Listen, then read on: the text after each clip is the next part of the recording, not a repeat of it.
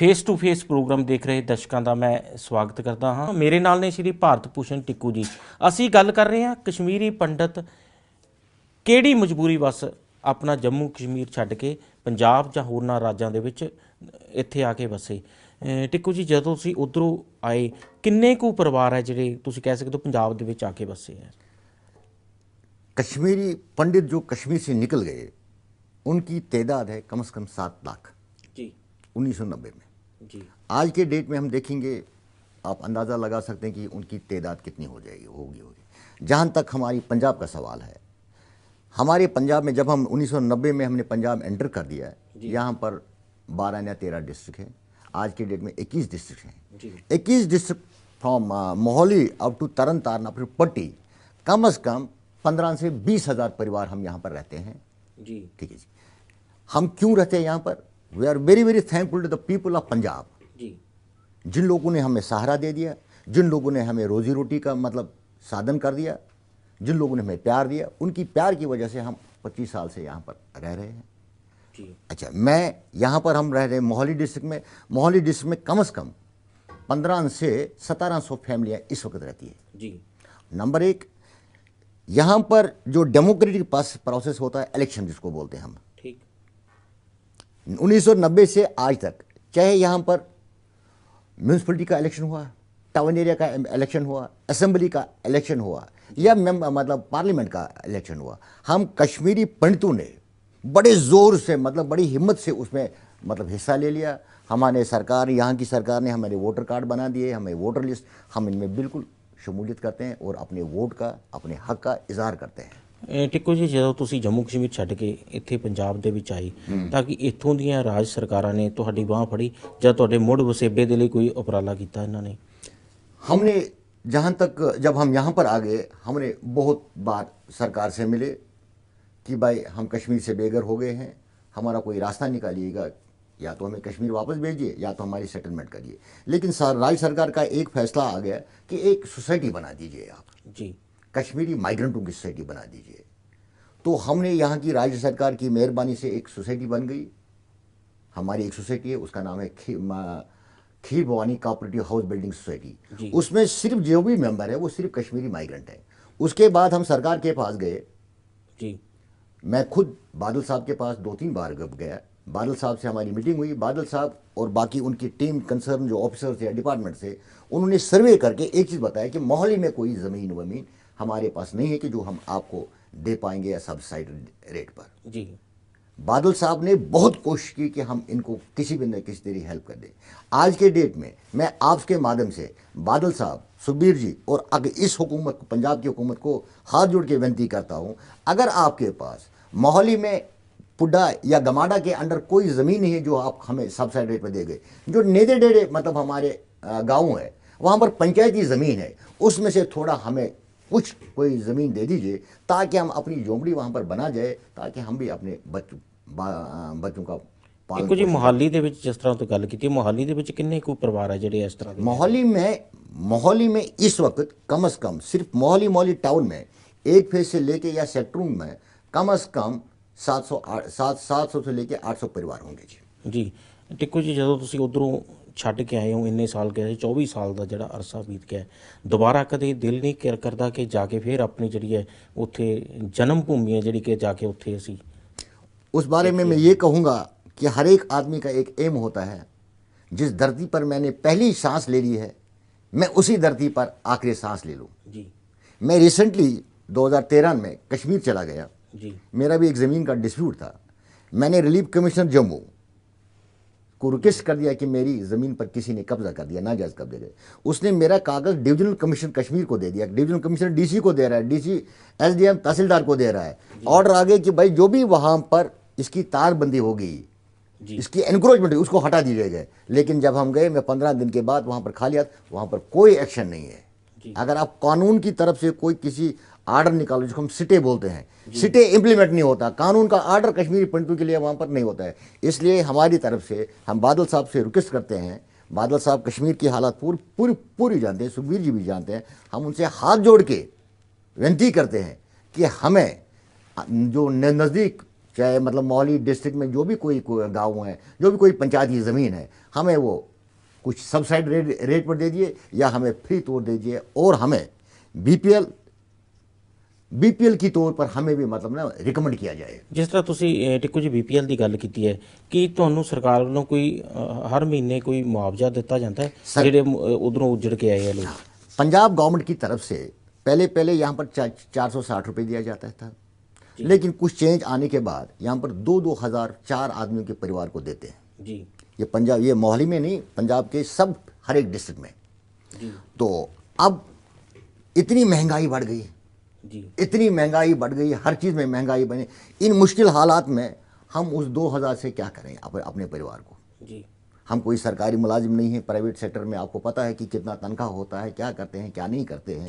तो हम वो मतलब कितनी मुश्किलातों से हम अपने बच्चों को पालन पोषण करते हैं जी। हमारी मांग है, मैं सुखबीर जी से, मैं अपने यहाँ के अपना सीएम साहब से, यहाँ के फाइनेंस मिनिस्टर, यहाँ के लोगों को, यहाँ के तमाम वॉलंटियर ऑर्गेनाइजेशन से ये रिक्वेस्ट करूँगा, वो बादल साहब से रिक्वेस्ट करे कि जो 2,000 का जो हमारा मिलता है उसको हमारे पड़ोस में चंडीगढ़ शहर है या दिल्ली है, वहाँ पर 5-5 हज़ार रुपये मिले, हमारा भी कुछ इनहेंस किया जाए जी। उनके बराबर, थोड़े कि हमें भी थोड़ा सा हेल्प मिले कि हम बच्चों को ये करें। ਕੋਈ ਜਿਸ ਤਰ੍ਹਾਂ ਤੁਸੀਂ ਇੱਕ ਐਸੋਸੀਏਸ਼ਨ ਬਣਾਈ ਹੈ ਕਸ਼ਮੀਰੀ ਪੰਡਤ ਮਾਈਗ੍ਰੇਟ ਐਸੋਸੀਏਸ਼ਨ, ਕੀ ਇਹਦਾ ਮਕਸਦ ਕੇਵਲ ਤੁਸੀਂ ਆਪਣੇ ਹੱਕ ਲੈਣਾ ਸੀ ਜਾਂ ਕਿ ਸੋਸ਼ਲ ਕਾਜ਼ ਵੀ ਹੋਰ ਕੋਈ ਸਮਾਜਿਕ ਭਲਾਈ ਦੇ ਕੰਮ ਵੀ ਐਸੋਸੀਏਸ਼ਨ ਵੱਲੋਂ ਕਰਦੇ ਹੋ? हम सोशल कॉज यहाँ पर मतलब बहुत से तरीके से करना चाहते थे और कर भी रहे हैं आजकल जी। सबसे पहले यहाँ पर हमने एक चीज़ है, जितने भी यहाँ पर वॉलंटियर ऑर्गेनाइजेशन है, सोशल एक्टिविटीज़ हो रही है, हम हर एक में हिस्सा ले रहे हैं जी। चाहे वो धार्मिक हो, चाहे वो समाजी काम हो, चाहे कुछ भी हो। इवन हम जैसे खूनदान का भी कोई मतलब कैंप लगता है, हम भी उसमें हिस्सा लेते हैं एज ए सोशल वर्कर जी। एज ए सोशल ਤੇ मतलब ਕੋਈ ਜਿਸ ਤਰ੍ਹਾਂ ਪਿੱਛੇ ਜੇ ਅਸੀਂ ਦੇਖਣ ਨੂੰ ਆਏ ਜਿਵੇਂ ਕਈ ਰਾਜਾਂ ਦੇ ਵਿੱਚ ਜਾਟ ਰਾਖਵਾਂਕਰਨ ਹੋ ਗਿਆ, Yes. ਅੱਡੋ ਅੱਡ ਜਾਤੀਆਂ ਨੂੰ ਲੈ ਕੇ ਰਾਖਵਾਂ ਕਰਨਾ ਹੈ, ਕੀ ਤੁਸੀਂ ਕਸ਼ਮੀਰੀ ਪੰਡਤ ਇਹਨਾਂ ਵੱਲੋਂ ਵੀ ਇੱਕ ਰਿਜ਼ਰਵ कैटेगरी की कितने हम मांग करते हैं? सरकार से मांग करते हैं, बादल साहब से मांग करते हैं जी। कि हमें भी कुछ कोटा रख दिया जाए, चाहे वो हाउसिंग के बारे में पुड्डा के मतलब जरिए हो या और हमारी नौकरियों में। जी। हम ज़्यादा तो डिमांड नहीं कर सकते हैं, बादल साहब बोलेंगे कि आपके पास उतना वोट बैंक नहीं है कि वो नहीं है, कम से कम 1% जी। हमारी नौकरी में रखा जाए, 1% हमारी हाउसिंग पॉलिसी में रखा जाए। इतना ही हम बादल साहब से मांग कर सकते हैं। हम 1% से ज़्यादा अभी मांग नहीं करते हैं, वो तो खुद राजा है, बादशाह है, वो खुद जाने कि हमारी पॉलिसी मतलब पोजीशन क्या है। ਦੇਖੋ ਜੀ 24 ਸਾਲ ਦੇ ਅਰਸੇ ਤੋਂ ਬਾਅਦ ਤੁਸੀਂ 24 ਸਾਲ ਤੋਂ ਲਗਾਤਾਰ ਤੋਂ ਪੰਜਾਬ ਦੇ ਵਿੱਚ ਰਹਿ ਰਹੇ ਹੋ, ਤੁਹਾਡੀ ਜਿਹੜੀ ਅਗਲੀ ਜਨਰੇਸ਼ਨ ਹੈ, ਤੁਹਾਡੇ ਬੱਚੇ ਹੈ, ਕੀ ਉਹ ਪੜ੍ਹਾਈ ਦੇ ਵਿੱਚ ਜਾਂ ਵਪਾਰ ਦੇ ਵਿੱਚ ਇੱਥੇ ਪੂਰੀ ਤਰ੍ਹਾਂ ਸੈੱਟ ਹੋ ਚੁੱਕੇ ਹੈ? सेट बेशक हमारे बच्चे पंजाब के कल्चर के मुताबिक, पंजाब के पढ़ाई की तरफ उन्होंने पंजाबी एजुकेशन, पंजाबी एक सब्जेक्ट जो बच्चों में आम होता है कि पंजाब में कि पंजाबी सब्जेक्ट मस्त है, वो उन्होंने कर दिया। मतलब वो उनके बच्चे हमारे निकल गए, वो पढ़े लिखे हैं, प्राइवेट कंपनी में काम करके ये करते हैं। जहाँ मतलब हम चाहते हैं कि हम एक जगह से उठ के दूसरी जगह मतलब आए हैं, हम सेटल करना चाहते हैं हमारे बच्चों को भी, हमारे अपने छोटे छोटे बच्चों को भी, क्योंकि हमारे बच्चों को क्या है कि वो भी चाहते थे कि कभी कभी हम कश्मीर देखें, कभी कभी हम कश्मीर का बर्फ़ देखें, कभी कभी हम देखें, लेकिन गवर्नमेंट ऑफ इंडिया या स्टेट गवर्नमेंट ने वो नहीं चाहा।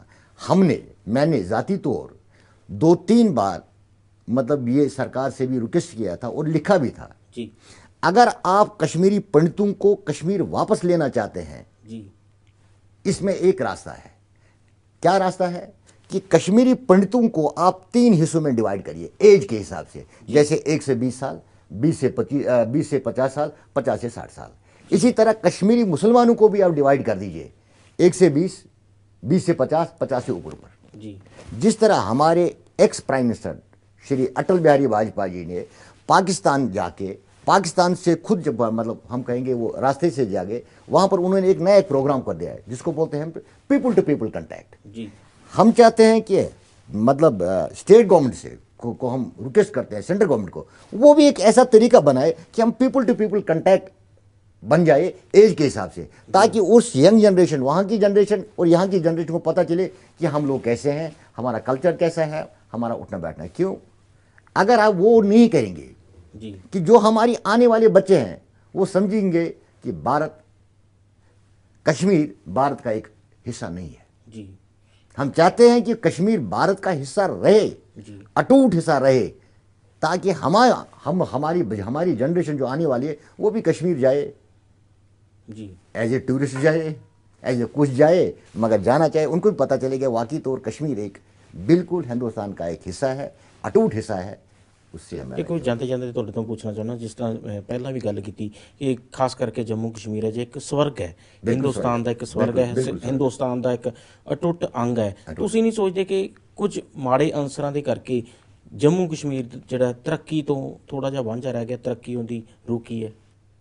सर, जहां तक जम्मू कश्मीर की डेवलपमेंट का सवाल है, इस वक्त जो स्टेट गवर्नमेंट वहां पर है वो कश्मीर डिवीजन को डेवलप करना चाहती है। जी वो कश्मीर डिवीजन को मतलब हर लिहाज से स्कूल कॉलेज सड़कें वड़कें बना रहे हैं, जो भी उन्होंने तोड़ फोड़ की थी इन 25 सालों में बना रहे हैं। जम्मू साइड में नहीं बना रहे हैं। एक और बात मैं आपको बताऊंगा कि लास्ट टाइम हमारे प्रधानमंत्री श्री डॉक्टर मनमोहन सिंह जी ने एक पैकेज बनाया था कश्मीरी पंडितों को सरकारी नौकरी देने के लिए। जी वो था, एक में था 3,000, एक में था 3,000, मतलब 6,000 थे। अब जो कुछ कश्मीरी पंडित वहां पर नौकरियां दी गई जिनको, जी खासकर उनको एजुकेशन डिपार्टमेंट ने नौकरी देगी, और उन बेचारों को फार फ्लंग एरिया में कश्मीर में उन हालातों में मतलब कश्मीर में एडजस्ट कर दिया गया है। मैं रिक्वेस्ट करता हूं सरकार से, मैं मांग करता हूं पूरी अपनी बरादरी की तरफ से, अपनी हिंदू माइग्रेंट कम्युनिटी की तरफ से, जो भी कोई भी कश्मीरी लड़का या लड़की जिनको आपने सरकारी नौकरी दी है या देनी है, उनको पहले एक अमन शांति वातावरण में काम करने का मौका दे दीजिए, ताकि उनको थोड़ा सा एक्सपीरियंस हो जाए, फिर आप उनको कश्मीर ले सकते हैं। आप फट से ही उनको कश्मीर ले सकते हैं। 2 दिन बेचारा वहां तक रहता है, 4 दिन के बाद वो वापस आता है, बोलता है कि मुझे काम नहीं करना। ਕੀ क्योंकि ਜੇ वहाँ पर ਹਾਲਾਤ ਸੁਖਾਵੇਂ ਹੁੰਦੇ ਆ, ਉੱਥੇ ਇੱਕ ਅਮਨ ਕਾਨੂੰਨ ਦੀ ਸਥਿਤੀ ਪੈਦਾ ਕੀਤੀ ਜਾਂਦੀ ਹੈ, ਤਾਂ ਕੀ ਤੁਸੀਂ ਚਾਹੋਗੇ ਕਿ ਦੁਬਾਰਾ ਤੁਹਾਡਾ ਜਿਹੜਾ ਵਸੇਬਾ ਹੈ? बिल्कुल हम चाहेंगे। अगर सेंट्रल गवर्नमेंट स्टेट गवर्नमेंट चाहे तो हम बिल्कुल अपनी मादरी वतन में जाना चाहते हैं। ਟਿੱਕੂ ਜੀ, ਤੁਸੀਂ ਚਰਚਾ 'ਚ ਭਾਗ ਲੈਣ ਲਈ ਤੁਹਾਡਾ ਬਹੁਤ ਬਹੁਤ ਧੰਨਵਾਦ ਕਰਦਾ ਹਾਂ। ਫਿਰ ਇੱਕ ਨਵਾਂ ਵਿਸ਼ਾ ਲੈ ਕੇ ਤੁਹਾਡੇ ਸਨਮੁਖ ਹਾਜ਼ਰ ਹੋਵਾਂਗੇ। ਤਦ ਤੱਕ ਦੇ ਲਈ ਆਗਿਆ ਦਿਓ। ਧੰਨਵਾਦ।